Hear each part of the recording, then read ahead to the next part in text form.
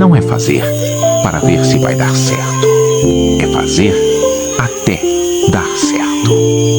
Porque se você quer ser grande, isso significa que algo dentro de você já é.